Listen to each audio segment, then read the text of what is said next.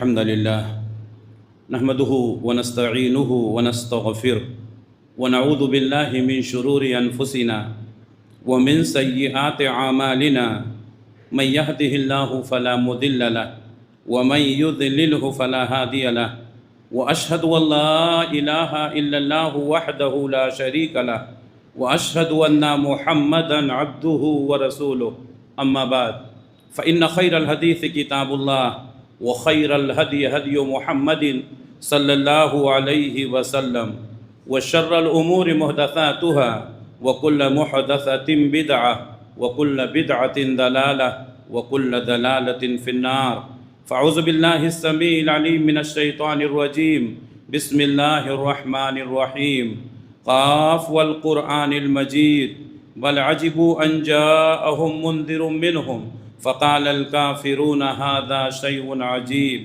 أئذا متنا وكنا ترابا ذلك رجع بعيد قد علمنا ما تنقص الأرض منهم وعندنا كتاب حفيظ بل كذبوا بالحق لما جاءهم فهم في أمر مريج يا أيها الذين آمنوا اتقوا الله حق تقاته ولا تموتن إلا وأنتم مسلمون يا أيها الناس اتقوا ربكم الذي خلقكم من نفس واحدة وخلق منها زوجها وبث منهما رجالا كثيرا ونساء واتقوا الله الذي تساءلون به والأرحام إن الله كان عليكم رقيبا يا أيها الذين آمنوا اتقوا الله وقولوا قولا سديدا يصلح لكم أعمالكم ويغفر لكم ذنوبكم ومن يطع الله ورسوله فقد فاز فوزا عظیما۔ ہر طرح کی تعریف اللہ رب العالمین کے لیے لائق اور زیبا ہے، اور درود و سلام نازل ہوں اللہ کے تمام نبیوں پر، خصوصاً آخری نبی حضرت محمد مصطفیٰ صلی اللہ علیہ وسلم پر۔ اللہم صلی علی محمد وعلی آل محمد کما صلیت علی ابراہیم وعلی آل ابراہیم انک حمید مجید۔ اللہم بارک علی محمد وعلی آل محمد کما بارکت علی ابراہیم وعلی آل ابراہیم انک حمید مجید۔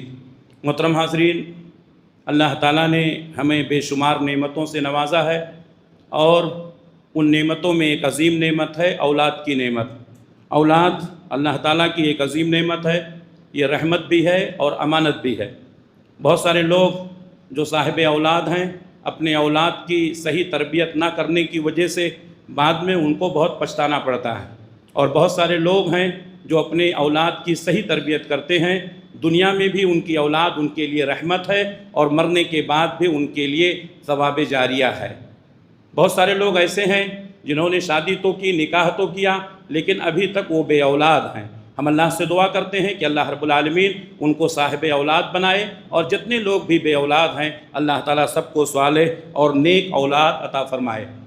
حصول اولاد کے لیے جو لوگ ابھی بے اولاد ہیں ان کے لیے 3 دعائیں قرآن مجید میں اللہ نے ذکر کی ہیں، جو میں بیان کر دیتا ہوں۔ آپ حضرات ان دعاؤں کا اہتمام کرتے رہیں اور اللہ سے امید رکھیں، انشاءاللہ اللہ آپ کو ضرور اولاد دے گا۔ ایک دعا ہے، اللہ تبارک و تعالیٰ نے حضرت ابراہیم علیہ السلام کی دعا کو نقل کیا، ربی حب لی من الصالحین، اے اللہ مجھے صالح اولاد عطا فرما۔ حضرت ابراہیم علیہ السلام اس دعا کا اہتمام کرتے رہے، اور اللہ تبارک و تعالیٰ نے ان کو اولاد دی، اسحاق دیا، اسماعیل دیا، اور اسحاق اور اسماعیل نہیں بلکہ بیٹے کے ساتھ اللہ نے پوتے کی بھی خبر سنائی کہ ہم تم کو بیٹا دیں گے، اس کا نام اسحاق ہوگا، اور ہم تم کو پوتا دیں گے، اس کا نام یعقوب ہوگا۔ تو اس دعا میں بڑی برکت ہے، ربی حب لی من الصالحین، اس دعا کا اہتمام کریں۔ حضرت زکریا علیہ السلام بوڑھے ہو گئے تھے، آپ کے بال سفید ہو گئے تھے، آپ کی کمر ٹیڑھی ہو گئی تھی، ہڈیاں کمزور ہو گئی تھی، لیکن حضرت زکریا علیہ السلام اللہ سے دعا کرتے رہے۔ بالآخر اللہ نے ان کی دعا کو قبول کیا، اور بڑھاپے میں جب ان کی بیوی بھی بوڑھی ہو چکی تھی، وہ بھی بوڑھے ہو چکے تھے، اللہ تعالیٰ نے ان کو اولاد دی، جن کا نام کیا ہے؟ یحییٰ۔ اللہ تعالیٰ نے صرف اولاد نہیں دی بلکہ اللہ تعالیٰ نے نام بھی بتایا کہ آپ اپنے بچے کا نام کیا رکھیں گے؟ یحییٰ۔ حضرت زکریا علیہ السلام نے کیا دعا کی تھی؟ ربی لا تذرنی فردا وانت خیر الوارثین، اے اللہ مجھے اکیلا مت چھوڑ، تو بہترین وارث ہے۔ اسی طرح حضرت زکریا علیہ السلام نے ایک اور دعا کی، ربی حب لی من لدنک ذریۃ طیبہ، اے اللہ تو میرے لیے اپنی طرف سے ایک پاکیزہ ذریت عطا فرما، انکا سمیع الدعا، بے شک تو دعا کو قبول کرنے والا ہے۔ تو جو لوگ ابھی تک بے اولاد ہیں وہ ان دعاؤں کا اہتمام کریں، انشاءاللہ اللہ تعالیٰ ان کو ضرور اولاد سے نوازے گا۔ اولاد اللہ کی امانت ہے، اگر اس کی ہم صحیح تربیت کریں گے، دیکھ ریکھ کریں گے تو یہ ہمارے لیے دنیا میں بھی بہتری کا سبب ہوگا اور آخرت میں بھی۔ دنیا میں بہتری کا سبب کیا ہوگا کہ یہ ہمارے بڑھاپے میں کام آئے گی، ہماری خدمت کرے گی، ہمارے کاموں میں ہمارا تعاون کرے گی، اور اگر ہم نے نیک بنایا، صالح بنایا تو مرنے کے بعد ہمارے لیے دعا کرے گی، رب ارحمہما کما ربیانی صغیرا، اے اللہ ہمارے ماں باپ کے اوپر رحم فرما جیسا کہ انہوں نے بچپن میں ہمارے اوپر رحم فرمایا تھا۔ اللہ کے نبی صلی اللہ علیہ وسلم فرماتے ہیں کہ جب انسان مر جاتا ہے دنیا سے اس کے عمل کا سلسلہ منقطع ہو جاتا ہے، لیکن 3 راستے ایسے ہیں، 3 چیزیں ایسی ہیں جو مرنے کے بعد بھی اس کو فائدہ پہنچاتی ہیں۔ ان 3 میں سے کیا ہے؟ اولد صالح یدعو لہ، صالح اولاد جو اپنے ماں باپ کے لیے دعا کرے۔ اگر آپ نے اپنی اولاد کی صحیح تربیت کی ہے تو جب بھی اس کے ہاتھ اٹھیں گے، جب وہ اپنے لیے دعا کرے گا اپنے ماں باپ کے لیے بھی ضرور دعا کرے گا۔ تو یہ اولاد اللہ کی امانت ہے، ہمیں چاہیے کہ اس کی دیکھ ریکھ کریں اور اپنی ذمہ داری کو محسوس کریں۔ اللہ تعالیٰ نے فرمایا یا ایھا الذین آمنوا قوا انفسکم واہلیکم نارا وقودھا الناس والحجارہ، اے ایمان والو اپنے آپ کو جہنم سے بچاؤ اور اپنے گھر والوں کو بھی جہنم سے بچاؤ۔ وقودھا الناس والحجارہ، وہ جہنم جس کا ایندھن انسان اور پتھر ہے۔ تو اللہ تعالیٰ نے ہمیں بھی اپنے بھی بچنے کا حکم دیا اور اپنے گھر والوں کو بھی بچانے کا حکم دیا، یعنی اپنی بیوی اور اپنے بچوں کو۔ حضرت علی رضی اللہ تعالیٰ عنہ فرماتے ہیں کہ اپنے بیوی اور بچوں کو جہنم سے بچانے کا بہتر طریقہ یہ ہے کہ ان کو دینی ماحول دیا جائے، ان کی صحیح تربیت کی جائے، ان کے اندر اللہ کا خوف اور تقوی پیدا کیا جائے۔ جب بیوی نیک ہوگی، بچے نیک ہوں گے تو ان سے ہونے والی اولاد بھی نیک ہوگی۔ اس لیے اپنی اولاد کی اور اپنی بیوی کی صحیح تربیت کرائیں، ان کو نمازوں کی تعلیم دیں۔ اللہ نے فرمایا وَأْمُرْ أَهْلَكَ بِالصَّلَاةِ وَاسْتَبِرْ عَلَيْهَا، اپنے بچوں کو نماز کی تعلیم دو، نماز کا حکم دو، وَاسْتَبِرْ عَلَيْهَا، اور تم بھی اس پر قائم رہو۔ بہت سارے لوگ اپنے بچوں سے بولتے ہیں جا نماز پڑھ کے آ جا، ایسا نہیں ہوتا ہے۔ آپ اپنے ساتھ اپنے بچوں کو نماز میں لے کر کے آئیں، گھر کا ماحول درست کریں۔ جب گھر میں ماں نمازی ہوتی ہے، بچوں کو معلوم نہیں کہ نماز کیا ہے، بچوں کو معلوم نہیں کہ عبادت کیا ہے، لیکن جب وہ دیکھتا ہے کہ اس کی ماں، اس کے باپ وضو کرتے ہیں، مصلی بچھاتے ہیں، نماز کے لیے کھڑے ہوتے ہیں، تو معصوم بچے اپنے ماں باپ کے بغل میں آ کر کھڑے ہو جاتے ہیں۔ ان کو معلوم نہیں کہ قرآن میں کیا لکھا ہوا ہے، لیکن جب دیکھتے ہیں کہ ماں قرآن کی تلاوت کرتی ہے تو وہ بھی قرآن کھول کر بیٹھ جاتے ہیں۔ اس لیے میرے بھائیوں، اللہ تبارک و تعالیٰ نے ہمیں یہ حکم دیا ہے کہ ہم اپنے آپ کو بھی اور اپنے گھر والوں کو بھی جہنم سے بچائیں۔ اللہ کے نبی نے فرمایا الا کلکم راع وکلکم مسئول عن رعیتہ، سنو تم میں سے ہر شخص ذمہ دار ہے اور اس کی ذمہ داری کے متعلق سوال کیا جائے گا۔ اولاد اللہ کی بہت بڑی نعمت ہے۔ آپ کو اللہ نے اولاد دی، آپ نے اس کی صحیح تربیت نہیں کی، کل قیامت کے دن اللہ تعالیٰ پوچھے گا کہ ہم نے تجھے اولاد دی تھی، ہم نے تجھے بیٹا دیا تھا، بیٹی دی تھی، فماذا علمتہ وماذا ادبتہ، تو نے اس کو کون سی تعلیم دی، تو نے اسے کون سا ادب سکھلایا۔ اس لیے کہ اللہ کی اس نعمت کی قدر کریں، اللہ کے اس رحمت کی قدر کریں، اللہ تبارک و تعالیٰ کی اس امانت کا پاس و لحاظ رکھیں اور اپنے بچوں کی صحیح تربیت کریں، جو زندگی میں بھی ہمارے لیے خیر و برکت کا سبب بنیں اور ہمارے مرنے کے بعد بھی ہمارے لیے خیر و برکت کا سبب بنیں۔ اسی طریقے سے اولاد کو جو تربیت کریں گے وہ اپنے سے شروع کریں گے۔ اللہ کے نبی صلی اللہ علیہ وسلم صحابہ کرام کے لیے نمونہ تھے، آپ اسوہ تھے۔ اللہ نے فرمایا لقد کان لکم فی رسول اللہ اسوۃ حسنہ، تمہارے لیے رسول کی زندگی بہترین نمونہ۔ ہم اپنے بچوں کے لیے نمونہ بنائیں، ہم اپنے بچوں کے لیے اسوہ بنائیں۔ اگر ہم نیک بنیں گے ہمارے بچے بھی نیک بنیں گے، اگر ہم نیک ماحول میں رہیں گے ہمارے بچے بھی نیک ماحول میں رہیں گے۔ اپنی اولاد کی تربیت اپنے عمل سے کریں، کیونکہ بچے نصیحت سے زیادہ اپنے والدین کے کردار سے سیکھتے ہیں۔ والدین نماز پڑھتے ہیں، بچے بھی نماز پڑھتے ہیں، والدین پاکی صفائی کا خیال کرتے ہیں، بچے بھی پاکی صفائی کا خیال کرتے ہیں۔ والدین خود نماز، سچائی، امانت داری، حسن اخلاق اور تقوی اختیار کریں گے تو ان کے بچے خود بخود اختیار کریں گے۔ اس لیے اپنے بچوں کو حکم دینے سے بہتر ہے عمل کر کے بتائیں۔ تقریر سے ممکن ہے نہ تحریر سے ممکن وہ کام جو انسان کا کردار کرے ہے۔ آپ کردار کے ذریعے سے بچوں کی تربیت کریں۔ اب گھر میں ماں موبائل دیکھ رہی ہے، بیٹی بھی موبائل دیکھ رہی ہے، باپ موبائل دیکھ رہا ہے، بیٹا بھی موبائل دیکھ رہا ہے۔ اگر ہم نے خود یہ عمل بچوں کو نہ سکھایا ہوتا، اگر ہم نے خود موبائل سے دوری اختیار کی ہوتی تو آج ہمارے بچوں کے ہاتھ میں موبائل نہیں ہوتا۔ یہ ایک مثال ہے، ایسی بہت ساری مثالیں۔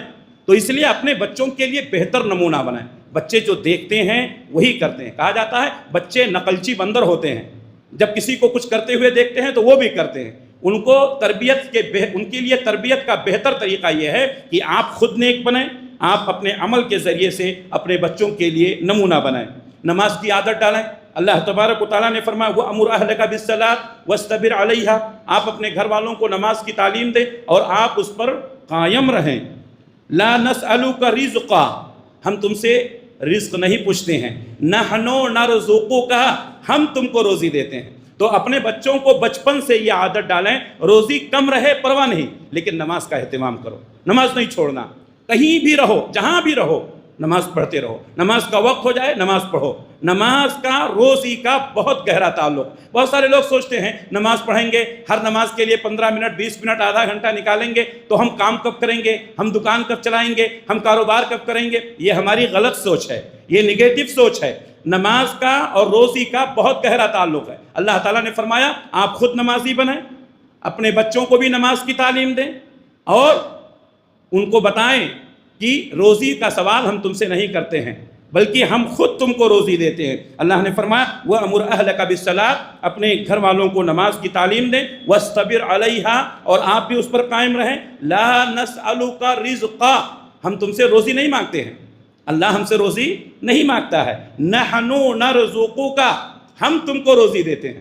معلوم یہ ہوا کہ نماز پڑھیں گے روزی خود بخود آئے گی، نماز پڑھیں گے اللہ روزیوں میں برکت دے گا۔ اس لیے بہت سارے لوگ ایسے دنیا میں پائے جاتے ہیں جو نماز پڑھتے ہیں، اللہ کا ذکر کرتے ہیں، ان کی آمدنی کم ہے، ان کی روزی کم ہے، پھر بھی وہ سکون کی زندگی جیتے ہیں۔ اور بہت سارے لوگ ہیں جن کو اللہ تعالیٰ نے بہت نوازا ہے لیکن وہ نمازوں سے دور ہیں، مسجدوں سے دور ہیں، ان کو سکون نہیں، پیسے میں سکون نہیں ہے، اللہ تبارک و تعالیٰ کی برکت میں سکون ہے، اللہ کی رحمت میں سکون ہے۔ ایک آدمی کاروبار کرتا ہے، ایک آدمی بزنس کرتا ہے، تھک ہار کر کے مسجد میں آتا ہے، وضو کرتا ہے، نماز پڑھتا ہے، اس کی تھکان دور ہو جاتی ہے، پھر تازہ دم ہو جاتا ہے، پھر نئی ایکٹیویٹی شروع ہوتی ہے۔ میرے بھائیوں، نمازوں کا اہتمام کریں اور اپنے بچوں کو شروع سے بتائیں کہ روزی کم رہے پرواہ نہیں، نماز نہیں چھوڑنا۔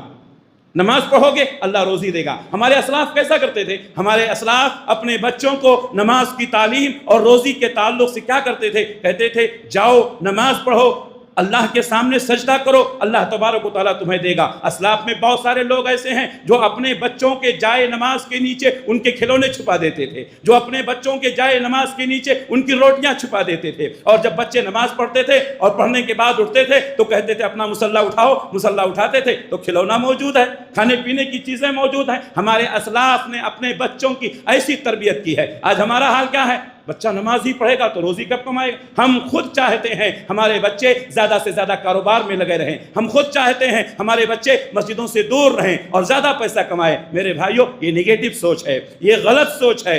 آپ اپنے بچوں کو نمازی بنائیں، اللہ نے جو آپ کی روزی لکھی ہے وہ آپ کو مل کر رہے گی۔ اللہ تعالیٰ نے فرمایا فَإِذَا قُضِيَتِ الصَّلَاةُ فَانتَشِرُوا فِي الْأَرْضِ وَابْتَغُوا مِنْ فَضْلِ اللَّهِ وَاذْكُرُوا اللَّهَ كَثِيرًا لَعَلَّكُمْ تُفْلِحُونَ۔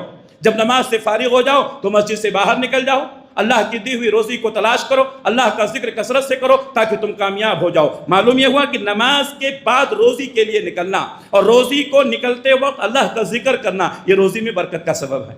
ہم نے پہلے بھی نماز پڑھی، جب نکلے تو بھی اللہ کا ذکر کر رہے ہیں، اللہ آپ کو روزی دے گا اور حلال روزی دے گا۔ اس لیے میرے بھائیوں، اپنے بچوں کو نمازی بنانے کی کوشش کریں، نماز کی عادت ڈالیں۔ بچے جیسے بڑے ہوتے ہیں ان کو نماز کے لیے مسجد میں لائیں۔ اللہ کے نبی صلی اللہ علیہ وسلم فرمایا مروا اولادکم بالصلاۃ وہم ابناء 7 سنین، اپنے بچوں کو نماز کی تعلیم دو جب وہ 7 سال کے ہو جائیں۔ کتنے؟ 7 ایئرس، 7 سال کے ہو جائیں تو ان کو نماز کی تعلیم دو، لڑکا ہو یا لڑکی۔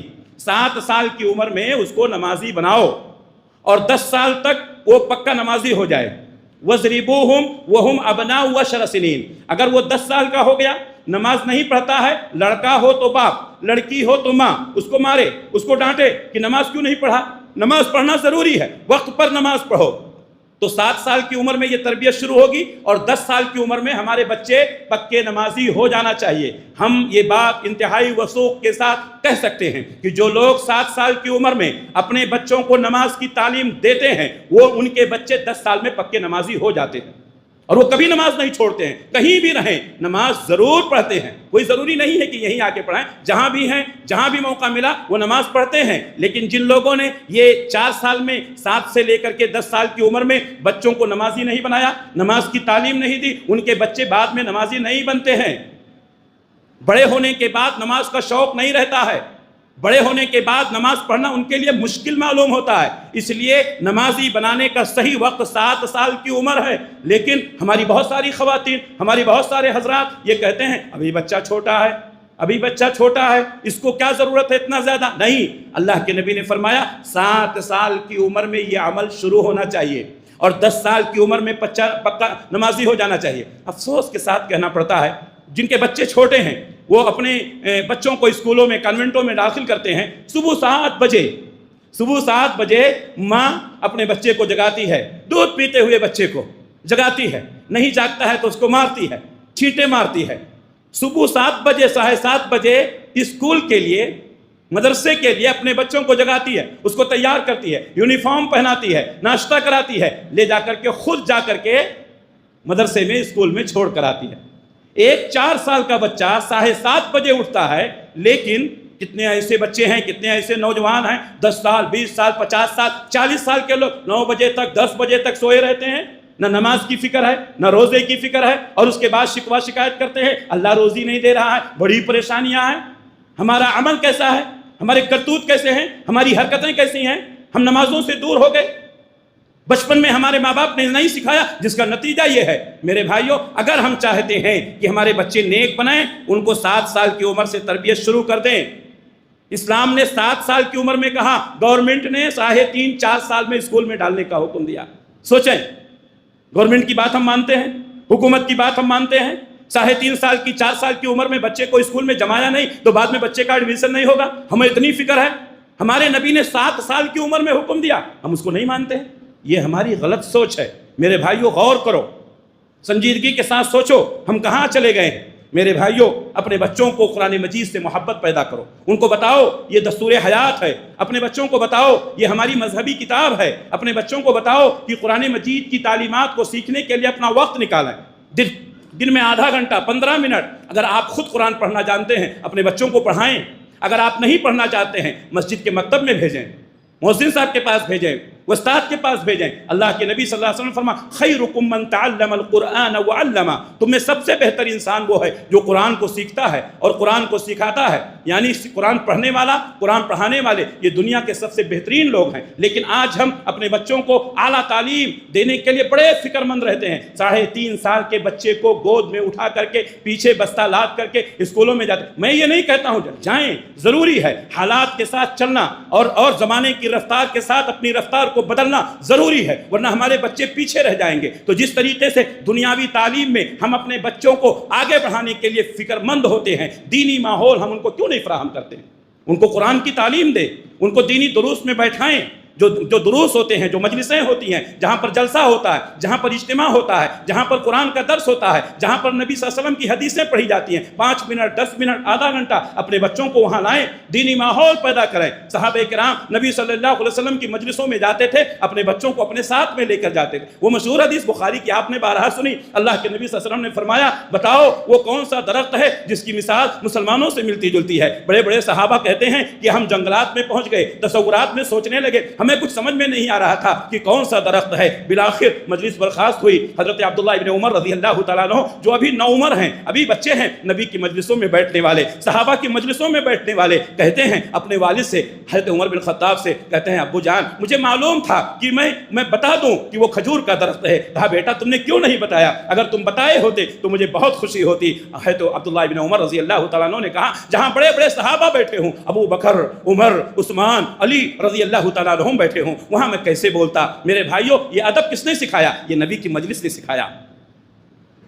اس پہیلی کو عبداللہ ابن عمر نے کیسے پوچھا؟ نبی کی مجلسوں سے میرے بھائیوں، یہ مسجد میں منعقد ہونے والی مجلسیں ہیں، 10 منٹ 15 منٹ، جن کو آپ کوئی اہمیت نہیں دیتے ہیں۔ میں کبھی کبھی یہ کہتا ہوں اور تحدیث نعمت کے طور پر کہتا ہوں، مدرسوں میں پڑھنے والے، جامعات میں پڑھنے والے طلباء جو 7 سال تک، 8 سال تک، 10 سال تک اپنا وقت گزارتے ہیں، آپ کو اللہ نے بہترین موقع دیا ہے، آپ کو الگ سے وقت نکالنے کی ضرورت نہیں ہے۔ صبح و شام 15 منٹ آپ نکالیں، بخاری کا درس آپ سن لیں گے، قرآن مجید کی تفسیر آپ پڑھ لیں گے میرے بھائیوں۔ لیکن آج ہمیں ان نعمتوں کی قدر نہیں ہے۔ آپ کہیں ایسی جگہ پر جائیں جہاں آپ نبی صلی اللہ علیہ وسلم کی باتوں کو سننے کے لیے ترس جائیں گے، جہاں قرآن کی تفسیر سننے کے لیے ترس جائیں گے، جہاں بزرگوں کے واقعات بتائے جائیں گے۔ میرے بھائیوں، ان مجلسوں کی قدر کیجئے، ان مجلسوں کی قدر کیجئے۔ یہاں قرآن کا درس ہوتا ہے، یہاں حدیث کا درس ہوتا ہے، یہاں قال اللہ قال رسول کی صدائیں بلند ہوتی ہیں۔ اپنے بچوں کا دینی مزاج بنائیں اور ان مجالس میں شریک ہونے کی ترغیب دلائیں، اور اپنی نیکیوں میں اور اپنے اخلاق میں اور اپنے ہر چیز میں جو ہم نیک کام کرتے ہیں، اپنے بچوں کو اپنے ساتھ رکھیں۔ ہم نماز میں آتے ہیں، ہمارے بچے گھر میں ہیں، ہم ان کو ساتھ میں لے کر کے آئیں۔ حضرت ابراہیم علیہ السلام نے جب بھی کوئی نیک کام کیا، اپنے بیٹے کو اپنے ساتھ میں رکھا۔ اللہ تبارک و تعالیٰ نے حضرت ابراہیم علیہ السلام کو حکم دیا کہ اللہ کے لیے بیت اللہ کو تعمیر کرے۔ حضرت ابراہیم علیہ السلام نے اپنے بیٹے کو ساتھ میں رکھا۔ حضرت اسماعیل اور حضرت ابراہیم دونوں باپ بیٹے کعبۃ اللہ کی تعمیر کر رہے ہیں، پتھر اٹھا رہے ہیں۔ کعبۃ اللہ کو جب بلند کیا اور کعبۃ اللہ تیار ہو گیا، دونوں باپ بیٹے دعا کر رہے ہیں، ربنا تقبل منا انک انت السمیع العلیم، اے میرے پروردگار تو قبول کر لے، بے شک تو قبول کرنے والا ہے، سننے والا ہے۔ میرے بھائیوں، اپنے بچوں کو دینی ماحول فراہم کریں، اپنے بچوں کو دینی مجلسوں میں شریک ہونے کی ترغیب دلائیں، اپنے بچوں کو حسن اخلاق کی تعلیم دیں۔ بڑوں سے گفتگو کیسے کی جاتی ہے، چھوٹوں سے شفقت کیسا کیا جاتا ہے، بڑوں کے سامنے بیٹھا کیسے جاتا ہے اور بڑوں کے سامنے بات کیسی کی جاتی ہے۔ اپنے بچوں کو ادب سکھائیں۔ آج ہمارے بچے بے ادب ہوتے جا رہے ہیں، نہ چھوٹوں کا شفقت، نہ بڑوں کا احترام، نہ والدین کی خدمت، نہ استاد کی عزت، نہ علماء کا احترام۔ یہ ساری چیزیں آج مفقود ہوتی جا رہی ہیں۔ اپنے بچوں کو ادب سکھائیں، اپنے بچوں کو حسن اخلاق سکھائیں۔ جو لوگ اپنے بچوں کو اچھے ادب سکھاتے ہیں، اچھے اخلاق سکھاتے ہیں، وہ کائنات کے اچھے لوگ ہیں۔ اللہ کے نبی صلی اللہ علیہ وسلم نے فرمایا، سنن ترمذی کی حدیث ہے، ایک باپ اپنی اولاد کو دنیا میں سب سے قیمتی تحفہ جو دے سکتا ہے وہ حسن اخلاق ہے۔ ہمارے نبی نے فرمایا، ایک باپ اپنی اولاد کو سب سے بہترین تحفہ اگر دے سکتا ہے تو کیا ہے؟ حسن اخلاق۔ اچھے اخلاق سے بڑھ کر کوئی چیز نہیں ہے۔ ہم اپنے بچوں کو مکان دے کر چلے جائیں، ہم اپنے بچوں کو دکان دے کر چلے جائیں، ہم اپنے بچوں کو کمپنی اور کارخانہ دے کر چلے جائیں، ہم اپنے بچوں کو اعلیٰ تجارت دے کر چلے جائیں، یہ سب دے کر چلے جائیں، لیکن ہم نے اپنے بچوں کو ادب نہیں سکھایا، ہم نے اپنے بچوں کو اخلاق نہیں سکھایا، تو ہم نے اپنے باپ ہونے کا حق نہیں ادا کیا، ہم نے اپنے باپ ہونے کا حق نہیں ادا کیا۔ اور جب ہم اخلاق نہیں سکھائیں گے، بعد میں یہی اولاد ہمارے لیے فتنوں کا سبب بن سکتی ہے۔ اس لیے میرے بھائیوں، اپنے بچوں کو حسن اخلاق سکھائیں، اپنے بچوں کو چھوٹوں کے ساتھ، بڑوں کے ساتھ کیسے رہنا ہے اس کی تعلیم دیں۔ اسی طریقے سے اپنے اولاد کے اندر خود اعتمادی پیدا کریں۔ آج بہت سارے لوگ، یقیناً میں بھی اپنی اولاد سے محبت کرتا ہوں، آپ بھی اپنی اولاد سے محبت کرتے ہیں، ہر باپ اپنی اولاد سے محبت کرتا ہے، شفقت، لیکن یہ محبت تربیت میں کمی نہ آنے دے، یہ محبت اولاد کو بگڑنے نہ دے۔ بہت سارے لوگ محبت میں اولاد کو بگاڑ دیتے ہیں، ان کے اندر خود اعتمادی نہیں پیدا ہونے دیتے۔ جس قدر بچے بڑے ہوتے ہیں ان کی ذمہ داریاں بانٹی جائیں۔ بچے بڑے ہو گئے، سودا لانے کا حکم دیا جائے، اور بڑے ہو گئے اسکول خود آئے جائیں، اور بڑے ہو گئے بینک کا کام سنبھالیں، اور بڑے ہو گئے کارپوریشن کا کام سنبھالیں۔ یہ ہماری خود اعتمادی، ہمارا یہ حکم دینا، یہ بچوں کے اندر خود اعتمادی پیدا کرتا ہے۔ ایک باپ یقیناً اپنے بیٹوں سے، اپنی اولاد سے شفقت کرتا ہے، اور وہ چاہتا ہے کہ ہمارے ہوتے ہوئے ہمارے بچوں کو پریشانی نہ ہو، لیکن میرے بھائیوں، ہمارے بچے ناکارہ ہو جاتے ہیں۔ اگر ہم ان کو باہر نہیں بھیجیں گے، اگر ہم ان کو باہر کا ماحول نہیں دکھائیں گے تو بچے ناکارہ ہو جاتے ہیں۔ اس لیے اپنے بچوں کے اندر کانفیڈنس پیدا کریں، اپنے بچوں کے اندر خود اعتمادی پیدا کریں، اپنے بچوں کو ذمہ دار بنائیں، بچوں کو باہر کا کام دیں، بچوں کو باپ کی ذمہ داریاں دھیرے دھیرے کم کریں اور بچوں کو ذمہ داریاں بانٹتے جائیں۔ اسی طریقے سے گھر میں بیٹیاں ہیں، بچیاں ہیں، ان کی ذمہ داریاں بڑھائیں۔ پڑھنا لکھنا یہ الگ چیز ہے، لیکن گھر کا ماحول ان کو بتائیں۔ بچیاں ہیں، بڑی ہو گئیں، اب وہ کچن سنبھالیں، دھیرے دھیرے صاف صفائی کی طرف آئیں، دھیرے دھیرے گھر میں جھاڑو لگانا، پوچھا لگانا، برتن صاف کرنا، کھانا پکانا، روٹی پکانا، سبزی پکانا، گوشت پکانا، یہ بچیوں کو سکھایا جائے۔ آج بہت سارے لوگ اپنے بچیوں کو لاڈ پیار میں ان کو سکھاتے نہیں ہیں، ان کی تربیت نہیں کرتے۔ ہم سب کو معلوم ہے، کیا کوئی نہیں جانتا ہے؟ ہر شخص کو معلوم ہے شادی کرنے کے بعد اپنی بیٹی کو جب ہم اس کے سسرال بھیجیں گے اس کو جا کے وہاں کھانا پکانا پڑے گا، سب جانتے ہیں، لیکن پھر بھی نہیں سکھاتے۔ یہ نہ سکھانے کی وجہ کیا ہے؟ بچی پڑھ رہی ہے، آپ نے شادی کر دی، سسرال میں گئی، اس کو کھانا پکانا نہیں آتا ہے، اس کو روٹی پکانا نہیں آتا ہے، اس کو کچن سنبھالنا نہیں آتا ہے، پھر لڑائی جھگڑے شروع ہوتے ہیں، پھر کہتے ہیں میری بچی نے جیسے ہی بستہ رکھا ہم نے اس کی شادی کر دی۔ بھائی یہ کہاں کون سی شریعت کی تعلیم ہے کہ آپ 18 سال تک 20 سال تک اپنی بچی کو اسکول کی پڑھائی پڑھاتے رہیں اور گھر کا کام نہ سکھائیں؟ ہماری مائیں بہنیں ہماری بیٹیاں کیا نہیں پڑھی ہیں؟ یہ گھر کا کام اصل ہے، گھر کا کام اصل ہے۔ اپنی بچیوں کو کچن سنبھالنا سکھائیں، اپنے بچیوں کو شوہر کی اطاعت و فرما برداری کرنا سکھائیں، ورنہ جو طوفان شروع ہوا ہے یہ رکے گا نہیں۔ آج افسوس کے ساتھ کہنا پڑتا ہے روزانہ طلاق اور خلا کے واقعات، اور آپ جائیں گے کچھ نہیں معاملہ ہے، چھوٹی چھوٹی باتیں، بچی کو کھانا پکانا نہیں آتا ہے، بچے کو اپنی بیوی کے ساتھ بات کرنا نہیں ہے، چھوٹی چھوٹی باتیں، یہ چیزیں ہمارے گھروں کو توڑ رہی ہیں، یہ چیزیں ہمارے خاندان کو توڑ رہی ہیں۔ اگر ہم نے اپنے بچوں اور بچیوں کی صحیح تربیت نہیں کی ہم اس کے خود ذمہ دار ہوں گے۔ اور بہت افسوس کے ساتھ کہنا پڑتا ہے کہ بہت سارے لوگ پہلے بھی تربیت نہیں کیے اور شادی کرنے کے باوجود بھی اپنے بچوں کی زندگیاں برباد کرتے ہیں۔ ہماری بچی کے اندر کمزوری ہے، ہماری بچی کے اندر کوئی کمی ہے، اگر سسرال سے کوئی شکایت آتی ہے تو ہمیں بتانا چاہیے، ہاں بھائی ذرا برداشت کر لو، ذرا سکھا لو، ایسا کرنا چاہیے۔ ہمارے لوگ کیا بولتے ہیں؟ نہیں ہماری بچی اگر ایسا ہے تو آپ بھیج دیجئے، نکاح توڑ دیتے ہیں، خلا لے لیتے ہیں، طلاق لے لیتے ہیں۔ یہ ساری چیزیں آپ نے پہلی غلطی کی، پھر دوسری غلطیاں بھی کر رہے ہیں۔ اپنے گھروں کو بچائیے، اپنے بچوں کی زندگیاں بچائیے۔ بہت سارے لوگ ہیں ماں باپ خود اپنے بچوں اور بچیوں کے رشتے توڑ دیتے ہیں، بظاہر بہت اچھا معلوم پڑتا ہے۔ میں بہت سارے لوگوں کو ایسا جانتا ہوں میرے بھائیوں، جنہوں نے شروع میں بھائیوں نے، باپ نے اپنی بہن سے، اپنی بیٹی سے شفقت دکھائی اور طلاق اور خلا لے کر کے اپنے گھر میں لے آئے۔ نتیجہ کیا ہوا؟ ذرا دنوں تک شفقت باقی رہی، بیٹوں کی شادیاں ہو گئیں، باپ بوڑھا ہو گیا، ماں بوڑھی ہو گئی، اب وہ بچی جو خلا لے کر آئی ہے، اب وہ بچی جو طلاق لے کر کے آئی ہے گھر میں نوکرانی بن کے زندگی گزار رہی ہے۔ بھائیوں کے تانے، بھابھیوں کے تانے بھی سنتی ہے، کام بھی کرتی ہے۔ اس وقت وہ اس کی ایک لمحہ، ایک دن وہ گھٹ گھٹ کر زندگی گزارتی ہے۔ اس وقت اس کو احساس ہوتا ہے کاش میں نے اپنے شوہر کے ساتھ میں نے کوآپریٹ کیا ہوتا، کاش میں اپنے شوہر کے ساتھ میں نے خود اعتمادی پیدا کی ہوتی۔ میرے بھائیوں یہ چمک دمک، یہ ظاہری محبت اور ہمدردیاں یہ ہمارے بچوں کی زندگیاں خراب کر رہی ہیں۔ اللہ کے واسطے ہوش میں آؤ، اپنے بچوں کی فکر کرو، اور یہ طوفان جو اٹھا ہے اس کو آج ہم نے اگر نہیں باندھا تو آنے والے وقتوں میں مسائل اور زیادہ خطرناک ہوں گے۔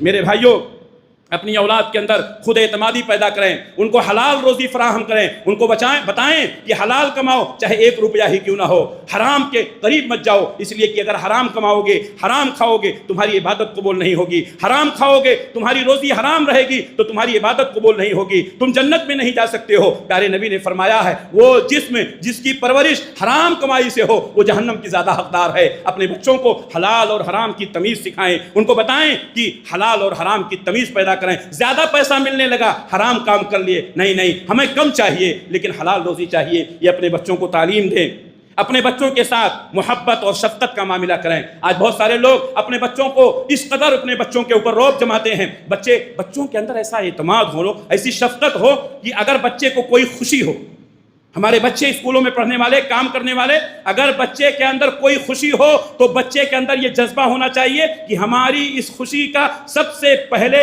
حقدار ہمارے ماں باپ ہیں۔ بچے کے اندر خوشی، فوراً اپنے ماں باپ کے پاس آئے، آج میں نے ایسا کر دیا، بچے خوش، ماں باپ خوش ہو جائیں گے۔ اگر ہمارے بچوں سے کہیں غلطی ہو گئی، ہمارے بچوں کے ذہن میں یہ بات ہو کہ دنیا میں اگر کوئی سب سے بڑا ہمدرد ہمارا ہے تو ہمارے ماں باپ ہیں۔ میرے بھائیوں اپنے بچوں کے اندر یہ اعتماد پیدا کریں۔ اکثر لوگ اپنے بچوں کے اوپر سختی کر کے اپنے بچوں سے دور کر دیے ہیں۔ ہم نے اپنے بچوں پر سختی کر کے ان کو دور کر دیا، لوگوں نے جھوٹی محبت دکھا کر کے ہمارے بچوں کو اپنے فیور میں کر لیا، ہماری بچیوں کو اپنے فیور میں کر لیا۔ محبت اور شفقت کا معاملہ کریں۔ حضرت یوسف علیہ السلام نے خواب دیکھا کہ 11 ستارے، سورج اور چاند ان کو سجدہ کر رہے ہیں۔ سب سے پہلے کس کو بتایا؟ اپنے باپ کو بتایا، سب سے پہلے اپنے باپ کو بتایا۔ میرے بھائیوں اپنے بچوں کو کانفیڈنس میں لیں، اپنے بچوں کے اندر اعتماد پیدا کریں، اپنے بچوں کو بتائیں بیٹا دنیا میں سب سے زیادہ تم سے محبت کرنے والا، تمہارے اندر شفقت کرنے والا اگر کوئی ہے تو تمہارا باپ ہے، تمہاری ماں ہے۔ بچوں کے اندر یہ دماغ میں ڈالیں، پیدا کریں، اور بچوں کو بتائیں تمہاری کامیابی سے اگر دنیا کے اندر کسی کو خوشی ہوتی ہے تو تمہارے ماں باپ ہیں۔ کیا یہ غلط ہے؟ بچوں کی سب سے زیادہ خوشی سے، ان کی کامیابی سے کون خوش ہوتا ہے؟ ان کے ماں باپ خوش ہوتے ہیں۔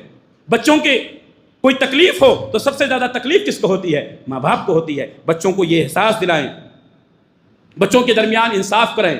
کئی بچے ہیں، کئی بچیاں ہیں، بہت سارے لوگ ایک بچے کو بڑھا دیتے ہیں، اس کو آگے بڑھا دیتے ہیں، اس سے زیادہ محبت کرتے ہیں، چھوٹوں سے نہیں کرتے۔ نہیں میرے بھائیوں، بچوں کے درمیان آپس میں انصاف کریں، ان کے اندر کسی طرح کا کوئی فرق نہ کریں۔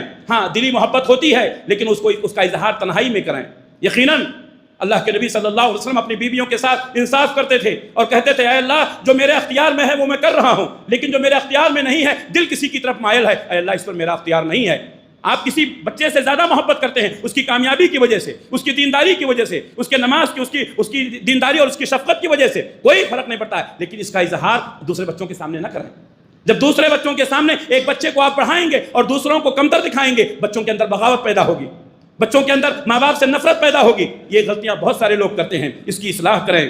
بری صحبت سے اور آنے والے فتنوں سے بچوں کو آگاہ کریں، بچوں کو بتائیں کہ صحبت کا بہت گہرا اثر ہوتا ہے۔ اللہ کے نبی صلی اللہ علیہ وسلم فرمایا الرجل علی دین خلیلہ، آدمی اپنے دوست کی دین پر ہوتا ہے۔ اپنے بچوں کو بہترین ماحول فراہم کریں، غلط دوستوں سے، غلط لوگوں سے اپنے بچوں کو دور رکھیں۔ اپنے بچوں کو حضرت لقمان علیہ السلام کی وہ نصیحتیں سنائیں جو حضرت لقمان علیہ السلام نے اپنے بچے کو سکھلائی تھی، جس کو اللہ تبارک و تعالیٰ نے تفصیل کے ساتھ سورہ لقمان میں بیان کیا ہے۔ اپنے بچے کو شرک سے بچنے کی تعلیم دیں، والدین کے حقوق ادا کرنے کی تعلیم دیں، نماز قائم کرنے کی تعلیم دیں، نیکی کا حکم دیں اور برائی سے روکنے کی تعلیم دیں۔ اپنے بچوں کو صبر سکھائیں، لاؤبالی نہ بنائیں، جذباتی نہ بنائیں۔ آج بہت سارے بچے جو ناز و نعمت میں پلتے ہیں، ذرا سی بات ہوتی ہے بے قرار ہو جاتے ہیں۔ اپنے بچوں کو صبر سکھائیں۔ اسی طریقے سے اپنے بچوں کو تکبر سے بچائیں۔ ماں باپ کا پیسہ، ماں باپ کی شفقت، ماں باپ کی کمائی بچوں کو متکبر بنا دیتی ہے، بچوں کو مغرور بنا دیتی ہے، اور اگر بچے مغرور ہو گئے تو ان کا انجام آپ جانتے ہیں۔ اللہ کے نبی صلی اللہ علیہ وسلم فرمایا جس کے دل میں رائی کے برابر بھی تکبر پیدا ہوا وہ جنت میں نہیں جا سکتا ہے۔ اپنے بچوں کو مغرور نہ بنائیں، عاجزی پیدا کریں، خاکساری پیدا کریں، اپنے بچوں کو نرم بنائیں۔ حضرت لقمان علیہ السلام نے اپنے بیٹے سے کہا تھا بیٹے اکڑ کر مت چلو، زمین کو پھاڑ نہیں سکتے ہو، پہاڑ کی بلندی کو پہنچ نہیں سکتے ہو، بیٹے صبر کرو، نرمی سے بات کرو، اپنے گفتگو کے اندر عاجزی اور انکساری پیدا کرو، اپنے بچوں کے اندر خدمت خلق کا جذبہ پیدا کریں۔ اپنے بچوں کو بتائیں آپ دنیا میں لوگوں کی مدد کریں گے بیٹا، اللہ آپ کی مدد کرے گا۔ اپنے بچوں کو بتائیں، اپنے بچوں کو یہ تعلیم دیں، اپنے بچیوں کو یہ تعلیم دیں، اپنے بچوں کو بتائیں گھر کا ماحول بہتر بنانے کی کوشش کریں، گھر کی بات باہر نہ کہیں۔ گھر کا ماحول ماں باپ میں کھٹپٹ ہو گئی، ماں باپ میں تو میں ہو گئی، کچھ ناتاقیاں اور نااتفاقیاں ہو گئیں، بچے جا کر اپنے دوستوں سے بیان کرتے ہیں، بچیاں جا کر اپنے سہیلیوں سے بیان کرتی ہیں۔ اپنے بچوں کو بتائیں گھر کی بات باہر نہ کریں، اس سے ہماری عزت پر خطرہ آئے گا۔ میرے بھائیوں اس طرح اپنے بچوں کو اب ہم ان کی صحیح تربیت کریں، میانہ روی اختیار کرنے کی بات بتائیں، کسی بھی چیز میں اعتدال سے آگے نہ بڑھیں۔ اسی طریقے سے جہاں ہم اپنے لیے دعائیں کرتے ہیں اپنے بچوں کے لیے دعائیں کریں، اپنے گھر والوں کے لیے دعائیں کریں۔ میں کئی بار یہ بات کہہ چکا ہوں اور پھر کہہ رہا ہوں، آپ ایک باپ جو اپنی اولاد کے لیے دعا کرتا ہے اس سے بہتر کسی کی دعا نہیں ہو سکتی، یہ جان لو۔ کتنا بھی بڑا ولی ہو، کتنا بھی مستجاب الدعوات ہو، ایک باپ کی دعا جو اپنے بیٹے کے حق میں قبول ہوتی ہے اس سے بہتر کسی کی دعا نہیں ہو سکتی، یہ جان لو۔ اپنی اولاد کو ہم دعا دیں، جب ہمارے ہاتھ اٹھیں تو ہمارے بچوں کے لیے بھی اٹھیں، ہمارے گھر والوں کے لیے بھی اٹھیں۔ ماں باپ کی دعائیں بچوں کو نیک بناتی ہیں، لیکن آج ہم اپنے اولاد کے لیے دعا نہیں کرتے ہیں۔ اللہ تبارک و تعالیٰ نے قرآن مجید میں بار بار فرمایا کہ اپنے بچوں کے لیے دعا کرو۔ انبیاء کرام کی صفات بیان کرتے ہوئے فرمایا ربی اجعلنی مقیم الصلاۃ ومن ذریتی، اے اللہ مجھے نماز قائم کرنے والا بنا اور میری ذریت کو بھی۔ اپنی دعاؤں میں، اپنی عبادتوں میں اپنے بچوں کو شریک کریں۔ ربنا ہب لنا من ازواجنا وذریاتنا قرۃ اعین واجعلنا للمتقین اماما، اے اللہ میری بیویوں کو اور ہمارے ذریت کو ہمارے آنکھوں کی ٹھنڈک بنا اور ہمیں متقیوں کا امام بنا، یعنی ہمارے گھر کے لوگ متقی ہو جائیں۔ اپنے گھر والوں کے لیے دعا کریں، اپنی بیوی کے لیے دعا کریں، اپنے بچوں کے لیے دعا کریں۔ میرے بھائیوں جس طریقے سے ایک باپ اپنی اولاد کے لیے دعا کرتا ہے اس کی دعا قبول ہوتی ہے، بد دعا کر دیا تو وہ بھی قبول ہو جاتی ہے۔